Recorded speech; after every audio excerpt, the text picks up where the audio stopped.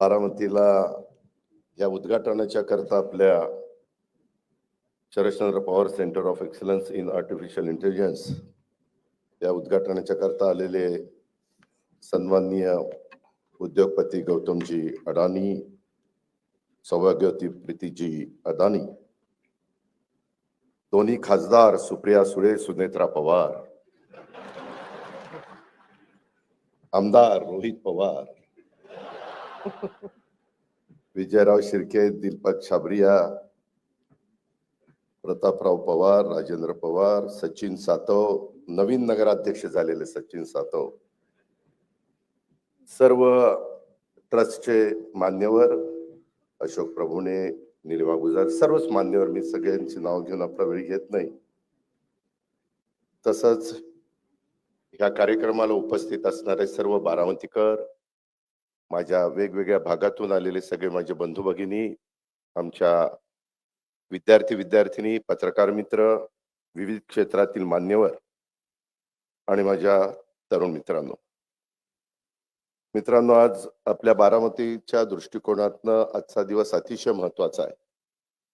मला आठवतंय की सुरुवातीला पवार साहेबांनी 67 साली ज्यावेळेस बारामतीचं प्रतिनिधित्व करायला संधी बारामतीकरांनी दिली, त्यावेळेस पाण्याच्या बद्दल, पाझर तलाव, कसं शेतीला पाणी मिळेल ह्याबद्दलचा प्रयत्न सुरू झाला.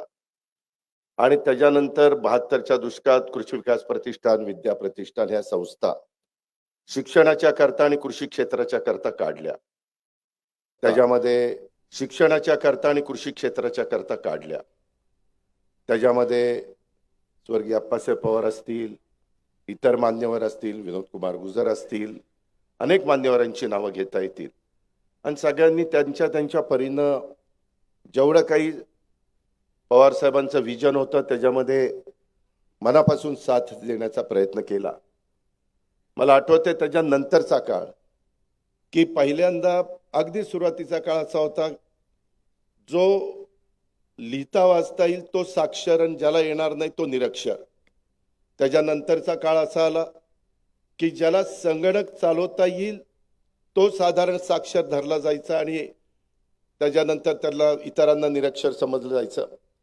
मित्रांनो, येणारा काळ असा आहे की काही वर्षांनी जो एआयचं शिक्षण घेईल तो साक्षर ठरला जाईल आणि बाकीचे निरक्षर ठरले जातील असं साधारण समजलं जाईल. तसं होणार आहे अशातला भाग नाही.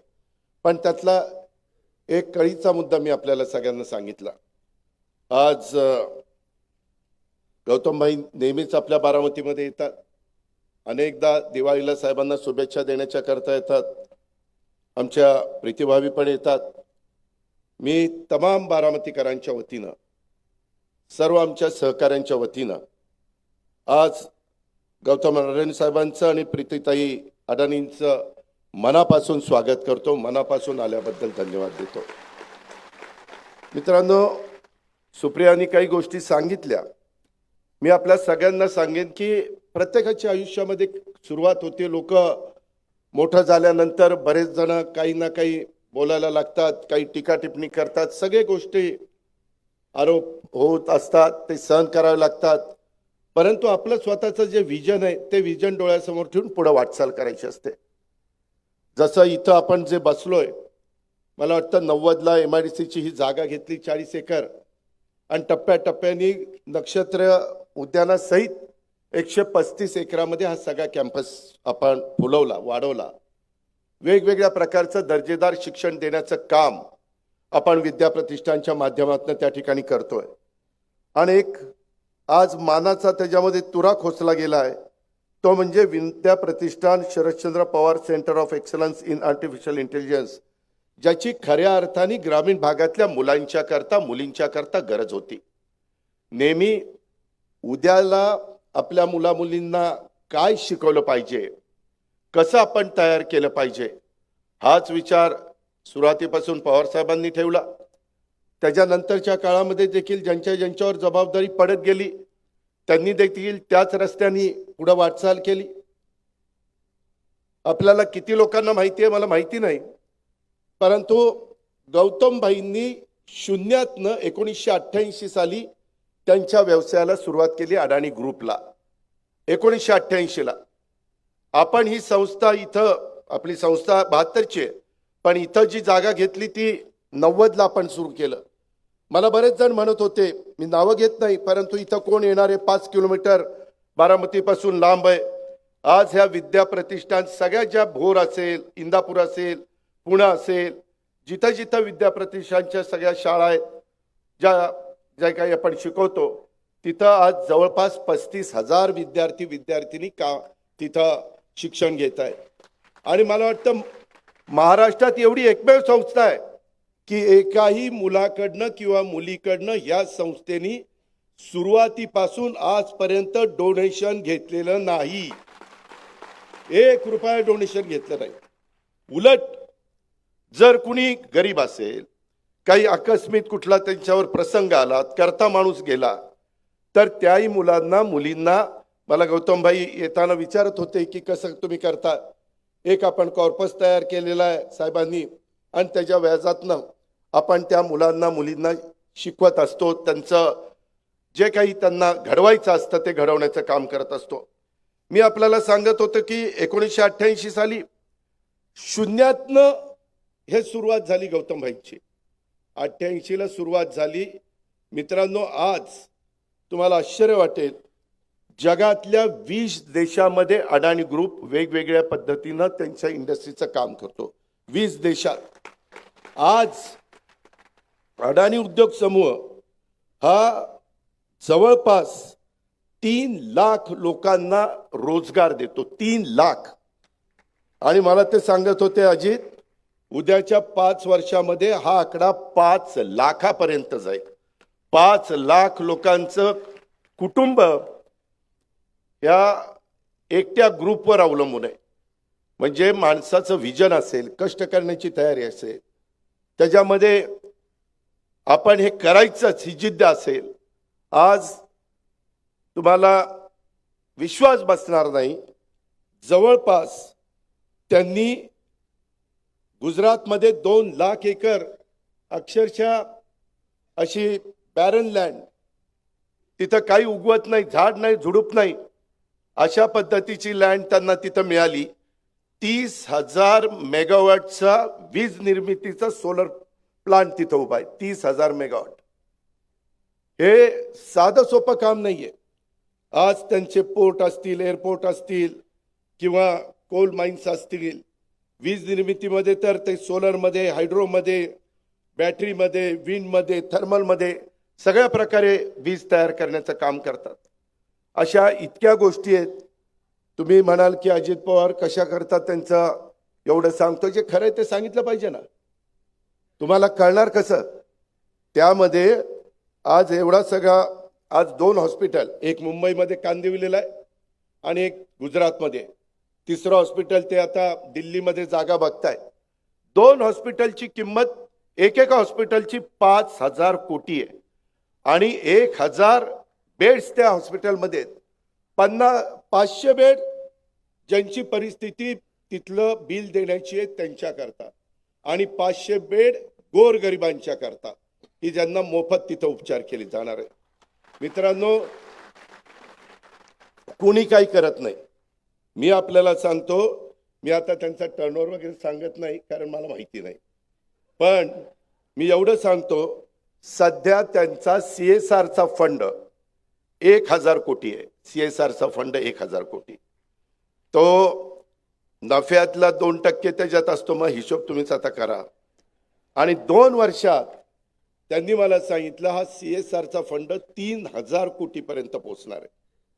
किती? 3,000 कोटी. त्यांनी 60 वर्षामध्ये पूर्ण झाली. 60,000 कोटी रुपये बाजूला ठेवली. त्याच्या व्याजातनं पण ते अनेक प्रकारच्या वेगवेगळे गोरगरिबांना मदत करण्याचं काम, ज्याची समाजाला गरज आहे ते गरज भागवण्याचं काम हा उद्योग समूह त्या ठिकाणी करतो.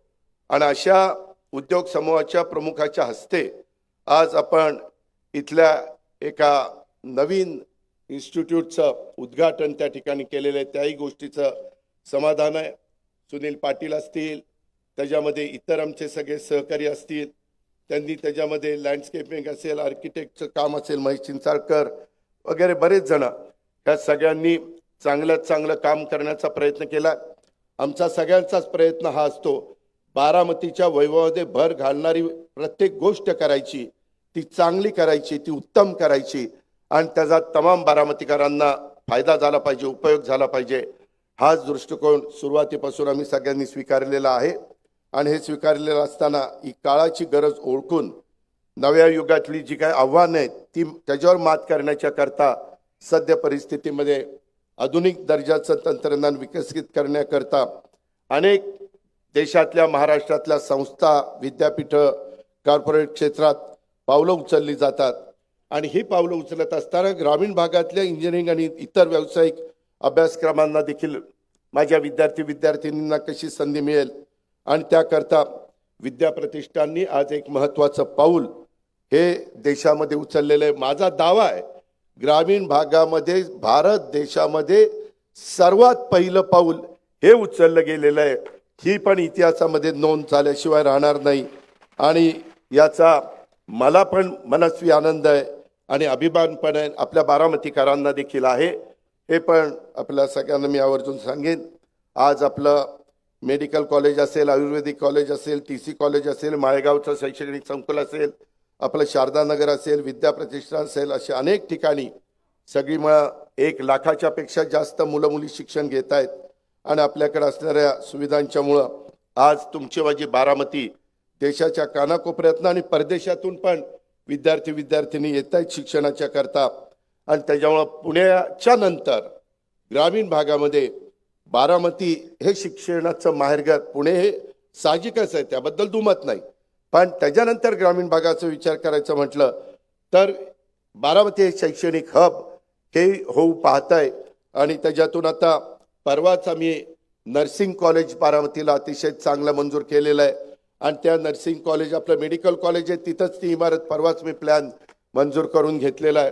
ते काम लवकरच सुरू होईल आणि त्याच्यानंतर ते नर्सिंग कॉलेज आणि आपलं मेडिकल कॉलेज त्याच्या जवळ आपण कॅन्सर हॉस्पिटल अतिशय चांगल्या प्रकारचं तिथं एक उभं करणार आहे आणि त्याच्यातनं वेटरनरी महाविद्यालय ह्याला पण मान्यता मिळालेली आहे, त्याला पण फंड्स टाकलेले आहेत।